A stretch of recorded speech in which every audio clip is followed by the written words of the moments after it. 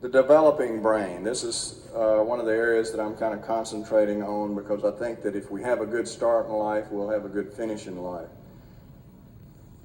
So we're going to talk about how to enhance the baby's brain. What we have found over the last 20 years, and this is a really hot area of research, is that the brain, as it develops, has a lot of genes that it doesn't use. And it has switches on these genes, can turn them on and can turn them off. We find that the nutrition early in life, even while the child's still inside of the uterus, if the nutrition is poor, it'll turn on some bad genes that when that child grows up will have a high incidence of heart attack and stroke and cancer and degenerative brain diseases. They're turned on very early in life. I told you yesterday about the pesticides. We find that if you're exposed to pesticides very early in life, it seems to program you so that if you're exposed later in life, you'll be hypersensitive to pesticides and can produce some serious neurological diseases. So the programming of genes by nutrition is something we need to pay attention to. We know that the brain develops different than other organs in the body. Most of the organs in the body undergo their growth spurt during the first 2 trimesters of pregnancy. Brain development is during the last trimester and 2 years after birth is when it does most of its growing. It's growing at an enormous rate.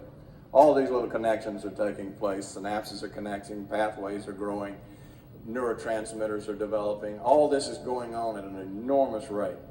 The brain needs certain things to carry that out. And I told you yesterday at age 4, only 80% of the brain is completed. Age 8, 90%. And it's not fully formed until age 16, but we're constantly restructuring our brains. Now, excitotoxins is one of the scary things that's in the food that children are eating.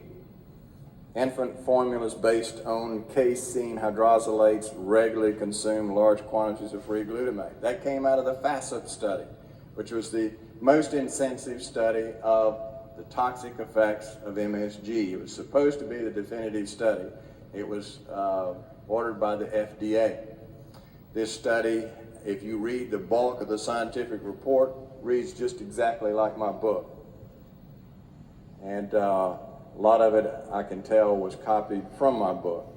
But the executive summary written by the FDA, you would never know what was in the report because they said the report shows that there's no danger to taking MSG. And that's what you heard on television because news reporters can't read it. They don't know what it says. But it is not what the report says. The report says that MSG is of significant danger, particularly to certain people developing babies, and this was taken directly out of the report that infants are consuming large quantities of free glutamate and that it does affect brain development.